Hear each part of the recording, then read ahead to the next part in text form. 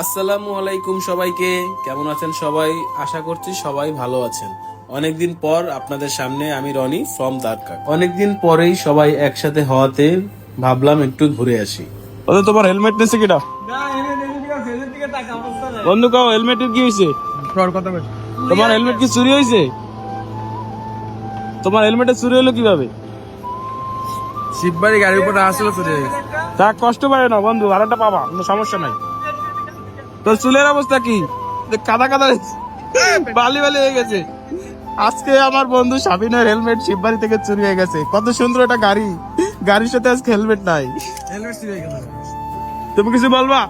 আসলে বিষয়টা খুবই দুঃখজনক যে হচ্ছে গিয়ে আমাদের সাফিনের হেলমেটটা হঠাৎ করে শিববাড়ির মধ্যে থেকে হারাই গেছে। যদি আমরা ছিলাম না বিদায় চোরের দায়টা নেওয়া লাগে নাই, থাকলাম আমি থাকলে 100% আমার দাম না একটু। বলো, তুমি কিছু বলবা? এখন নাফিজের হেলমেট হারাই গেছে, আমি একটা সমাধান দিতে পারি। 0 মোড়ে হয়তো বা দোকান আছে, তুমি কিছু বলবা? তেজ এখন ওই জায়গা দিয়ে যদি 0 মোড়ে ফার্মেসি পাই, তাহলে ওইখান থেকে বন্ধুর একটা আমি কিনে দেবো। আমি তো বন্ধুদের মোটামুটি ট্যাঙ্ক লোড দিয়ে বের হয়ে পড়লাম। আসলে আমরা সবাই মিলে অনেকদিন পর বের হইলাম একসাথে। এটা খুব কঠিন হয়ে দাঁড়িয়েছে আমাদের জন্য এই মুহূর্তে সবাইকে নিয়ে একসাথে বের হওয়া। তারপরও আলহামদুলিল্লাহ আজ ফাইনালি বের হতে পারছি সবাই একসাথে। আমরা যাচ্ছি গোপালগঞ্জ ঘোনাপাড়া হাঁসের মাংস আর ছিটারুটি খেতে। অনেক ব্যস্ততার মাঝেই প্ল্যান করা, তাই বের হয়ে পড়লাম। তার মধ্যে আবার সাপিন একটা ছোট করে চুনা খেয়ে গেল। সে আগে আগে এসে শিববাড়ি বাইকের উপর হেলমেট রেখে একটু দূরে বসছিল। বাস, চোর তার ট্যালেন্ট দেখিয়ে চুনা লাগা দিয়া। হেলমেটটি চুরি হওয়ার কারণে সাফিন হেলমেট ছাড়াই বের হয়ে পড়ল। গাড়ি যাচ্ছে টোটাল আমাদের 3টা। আমারটা আমি নিয়ে বের হতে পারিনি, তার কারণে প্রিয় হয়ে আমার যাওয়া লাগবে। প্রাণের শহর খুলনার অর্ধেক প্রায় 50% প্রাণী বাঁচিয়ে রাখে খুলনার রূপসা সেতু। আমরা এখন রূপসা সেতু পার হয়ে গোপালগঞ্জের উদ্দেশ্যে রওনা হব। খুলনার প্রবেশদ্বার পেরিয়ে যখন হাইওয়েতে উঠি, তখনই শীতের যে তীব্র চুন তা অনুভব করতে শুরু করি। পিলিহন হয়ে আসার একটাই সুবিধা আছে, সেটা হলো হাইওয়ের ফিল নিতে নিতে যাওয়া যায়। সেদিন রাতে আকাশের চাঁদটাও ছিল মারাত্মক আকারের সুন্দর। বন্ধুর যে এত চর্বি, হেলমেট ছাড়া কতখানি পথ চালাই চলে আইছে সে, দেখেন। মোল্লাহাট সেতু পাড়ি দিয়ে গোপালগঞ্জের প্রবেশদ্বার দিয়ে আমরা পৌঁছালাম ঘোনাপাড়া মোড়। মূলত হাঁসের মাংস যে শুধু এখানেই পাওয়া যায় তা না, আমরা আসছি একটা ছোট রাইড দেওয়ার জন্য, আর উদ্দেশ্য হাঁসের মাংস আর ছিটারুটি। বাট কপাল অতিরিক্ত খারাপ হওয়ার কারণে এসে দেখি তাদের হাঁসের মাংস একদমই নেই। ভাই রুটির সাথে কি কি আছে? হাঁসের মাংস আছে মানে এখন নেই।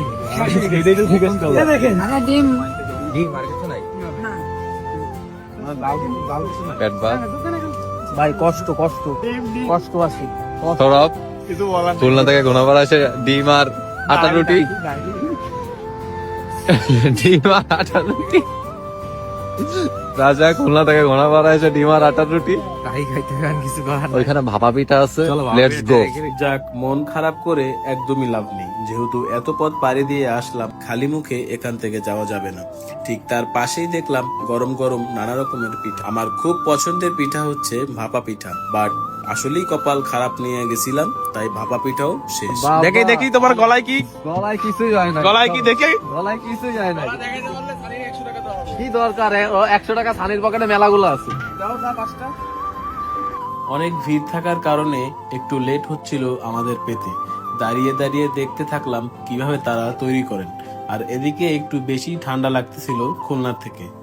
আপাতত চিতই পিঠা দিয়েই শুরু করলাম, গরম গরম ছাঁচ থেকে উঠিয়ে সাথে 7 রকমের ঝাঁঝালো মিষ্টি ভর্তা দিয়ে। এইখানে খুব স্পেশাল ছিল শুটকি ভর্তা ও ইলিশ ভর্তা। বাবা পিঠাও নাই, আমার বন্ধু বাবা পিঠা খাবে। দেখি রাখি, তুমি বাবা পিঠা খাবা? না খাবো না খাবো না। খাবা না? তুমি তো কেবল রাশের পাগল বানাই ফেলাইছো। হ্যাঁ? ও তোমাকে চাইছে?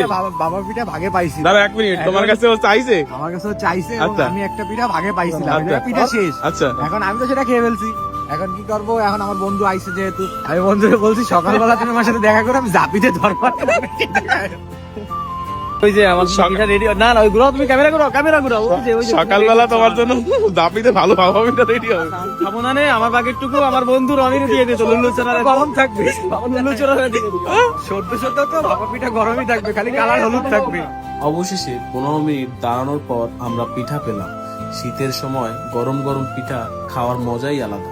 ছোটবেলায় গ্রামে বেড়াতে গেলে এমন ফিল পাইতাম। এই ভর্তাগুলো আসলেই অনেক জোশ ছিল। তাদের বানানো ঝাল ভর্তাটা একটু বেশি ঝাল ছিল। আমি প্রায় সব ভর্তা মিক্স করেই একটা ককটেল বানিয়ে খাওয়া শুরু করলাম। আমার মুখ, কান, নাক একদমই গরম হয়ে গিয়েছিল, মানে এতটাই স্পাইসি ভর্তা ছিল। খাওয়া শেষ করেই একদম লেট করে বের হয়ে পড়লাম বাড়ি ফেরার উদ্দেশ্যে। ফকিরহাট এসে ভাবলাম ফকিরহাটের চা আর পোড়া রুটি কেন মিস করব। তারপর আমরা ফকিরহাট দাঁড়ালাম খুলনার স্পেশাল চা আর পোড়া রুটি খাওয়ার জন্য। যদিও আগের মতো চা এখন আর তারা বানায় না। আসলে আমরা খুলনার পোলাপাইন প্রায় এইখানকার চা খাওয়ার জন্য আসতাম, বাট এখন আর তাদের চা ভালো লাগে না। এর চেয়ে বাগেরহাট মাজারের সামনের চা বেশি মজা। কি আর করার, তবুও দাঁড়ালাম। তারপর আবার আসার সময় একটু বেশি ঠান্ডা লাগতেছিল, তাই আমরা ফকিরহাটেই দাঁড়ালাম চা খাওয়ার জন্য। এখানেও একটু লেট হচ্ছিল তাদের। অবশেষে চা হাতে পেয়ে তাড়াতাড়ি শেষ করে এইখান থেকে বের হওয়ার প্রস্তুতি নিলাম। বাইক নে, বাগেরহাটের চা কিন্তু 20 টাকা করে, বাগেরহাটের চাটা ভালো 20 টাকায়। আর এই জায়গায় কিন্তু 30 টাকা করে। কি ভাইক নিয়ে একটু বেশি হতাশ হয়ে পড়লো চার দাম শুনে। যাই হোক গাইস, আজকের মতো ভিডিও এই পর্যন্তই। দেখা হবে আবার নেক্সট কোনো ভিডিওতে। সবাই সুস্থ থাকবেন, ভালো থাকবেন। খোদা হাফেজ।